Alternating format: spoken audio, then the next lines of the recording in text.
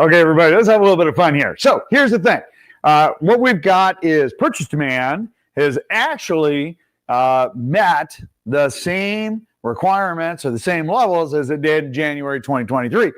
We've seen some really good numbers. We've had interest rates coming down. We've seen an increase of inventory, and buyers are having a really, really great opportunity that they haven't had, well, in a really long time. Let's get to it.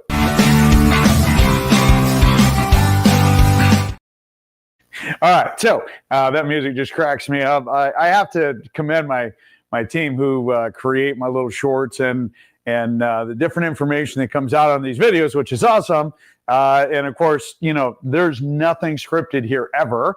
The good news about doing market updates every single week. A lot of people actually I was chatting with last week. I was down at a conference teaching.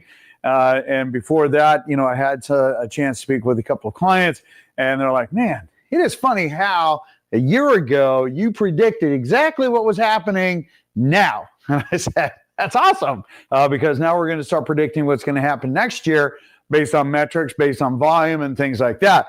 And so the funny thing is, as we go through this, as we go through the residential metrics and then new construction, then the foreclosure element of things, and quick, in fact, we got a little surprise on that one. Remember to put some comments down below. Tell us what you're thinking. If you disagree with me, gosh, I'd love to hear it. And if you have questions, look, we answer. We won't bomb you with anything other than we do get back to you within 30 minutes, except for on Sunday. Anyway, with that, let's talk a little bit about what's going on. So here we go. Purchase demand nears best level since January 2023. Funny enough, we can see from the chart here, we have a upswing and better than where we were at for most of 2023, 2024. We've headed in a very positive direction, 2025, and a lot of that's got to do with inventory. But let's take a look at it. It says purchase applications picked up almost 6% over the week to the strongest pace since September.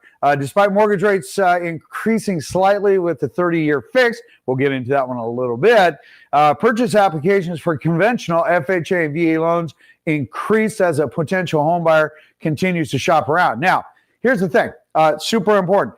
We're going to talk about FHA during the foreclosure side of things, and we're going to talk about FHA, USDA, and VA because those are all insured, government-insured loans. They have a lower point of threshold, higher ratios, but they also cost more. So keep that in mind, which as we roll into the foreclosure side of things. All right, let's get back to it. All right, so it says down below, purchase activity rose 6%, seasonally adjusted basis, and 3% adjusted, climbing 31% above the same week a year ago. After the slower stretch in late summer and early fall, purchase volumes are finally showing signs of seasonal resilience. Almost didn't get that out. Anyway, I am very resilient, and that's why I was able to spit it out. Anyway, nonetheless, here we go. So what we're saying is, listen, we have more inventory. We have lower rates. Even though they've been creeping up a little bit of late, they're still significantly lower. We have a pent-up buyer demand, not only in our state, but in a lot of states. In fact, we're not even the best state, but we're very close to it. We're still in the top 5 as far as the sweet spots across the United States, despite the fact that the powers that be in Olympia want to tax the living crap out of us and make us feel like, well, that we don't deserve what we earn. Anyway, I'll get off my soapbox. Moving on. All right. So as we roll along and we take a look at the news as we go, purchase demand nears best levels. When we have the bottom right, home price appreciation keeps cooling, and we have new loan limits coming into focus. Rates are going up, and then of course we have our November newsletter. Again, where is it? Here it is. Your batteries.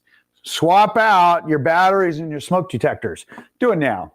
Okay. It is the smartest thing to do. It's going to take you, I don't know, 30 seconds per smoke detector. It's super brainless. If you need help, reach out to us. I can send out a handyman. I can walk you through it over the phone. It's super, super simple. Okay. The key is you need to make sure that that is in place because it protects your families. As we start burning candles, as we've got some of them are CO and smoke detectors. If you have a bad heat exchanger, look, it's a silent killer. These things will help you. So keep that in mind. All right.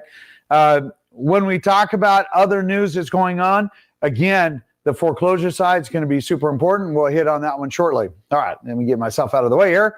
Let's take a look at the running 7-day average of Freddie Mac. As you can see, even though we've taken a little bit of an uptick, we're still 0.5% lower in rate than where we were at last year. That's super important because then as we roll over and we take a look at what's going on in the market, the good news is, last week we were at 15 days on market average. We've dropped down 3 days. So we're at 12 days on market on average. In fact, the list to sales price is 97%, which is the same as where it was this time last year. Although year to date, for the first time, we brought down just a tiny little bit. Not very exciting, but a tiny little. All right. So, if we take a look at the running 7-day average, hey, look at that. We have 611 homes that came on market, okay? But we had 920 that went off, which means that our market is still accelerating. All right. When we take a look at the actual numbers each and every week, the pendant is our dynamic one. Active is dynamic. Solds are what happened last month. And those numbers are still looking super strong. Here's the one thing. If you take a look up there and you see that we have list price reduced. We had 640 homes that actually had a reduced list price. Now, not super exciting, but those numbers are coming down. They were up in almost the 900s. They have been coming down and making, I would say, some pretty good headway as far as getting the sellers and the buyers basically on the same page. And that is super important because buyers are the makers of the market, the sellers are the takers, and sometimes, as I explained to a client yesterday, sometimes it takes a little bit of time for that seller and buyer to kind of find middle ground. And many times when a seller overprices, that's the one that has to give in. All right, moving on. If we take a look at the Northwest MLS and what we're talking about on our year over year, numbers actually improved. Actually, it's actually looking pretty good. Let's blow the numbers up for you. Year to date, we're basically 0.5% more on pendant, and we're 0.2% as far as more sold. So just a hint more solds, and not by much, only by 130 homes. The lower green part, look at that. We improved, even though our year over year for the month is down 9.4%. We actually made a 5-point headway. So, last week it was like 13%. Now we're at 9%, and we're playing that catch up as expected. And as we roll towards the end of the month and we have those other closings that happened or pendants that happened in October, we'll start to see that happen here. Now, let's take a look at what's really going on. So year to date on the right, you can see that our average sold price is up $8,000. We're about $4,000 less than we were this time last year. Again, it's not a big deal. Those are small numbers, but keep in mind, when we talk about the average sold, that doesn't mean that your home went down $4,000. That just means the average of what did sell, okay? And that's super important. It's kind of like when we take a look at the refinances versus new purchases.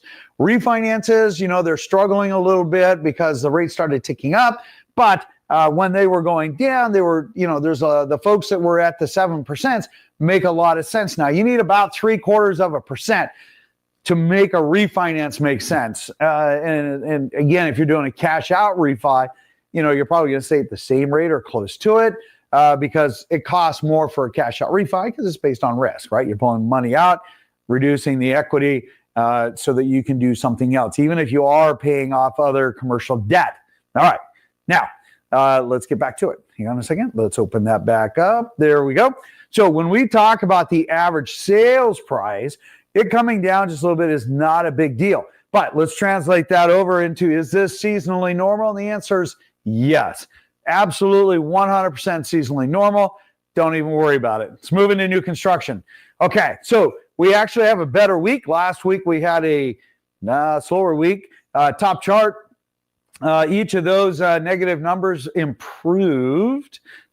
And so we've actually seen an increase. And in fact, down below in the green, you can see that we're only about 60 homes off month for month in the month of November as far as making that up. And when we talk about actual pendants are up 3.7%. But here's the thing, super important message here, okay? If you're looking at and you're just dead set on buying new construction, now's the best time. Between now and the end of the year, especially between now and the end of the month, now and the end of the year, absolutely, hands down, the best time to buy new construction because you're going to get the most incentives. Prices have softened a little bit. That, for one of the very few times, is probably something that's in the cards, along with a lot of potential back-end benefits, whether it's upgrades, whether it's buy downs, things like this, whatever that might be. Now's a really excellent time to look at that. If you want some of the incentives, just let us know. We'll fire them off to you. No strings attached. There's some really good opportunities, especially homes that are done, or what we call move-in ready homes, and or buyer or sellers that that lost their buyer. The builder had somebody walk away, wants to be under contract again, super motivated. If you're interested in some of those, ping us, put it down below, email me, text me, call me, carrier pigeon, snail mail, that doesn't matter. Anyway, let me know. Just kidding. All right. So if we get back to here and we take a look at what's going on price-wise, both year to date and month over month, pricing is up 2.5 to 3.2%. That is a big deal because even though sales have been suffering a little bit as far as volume, sales prices are still holding and in fact still heading in an upward trend.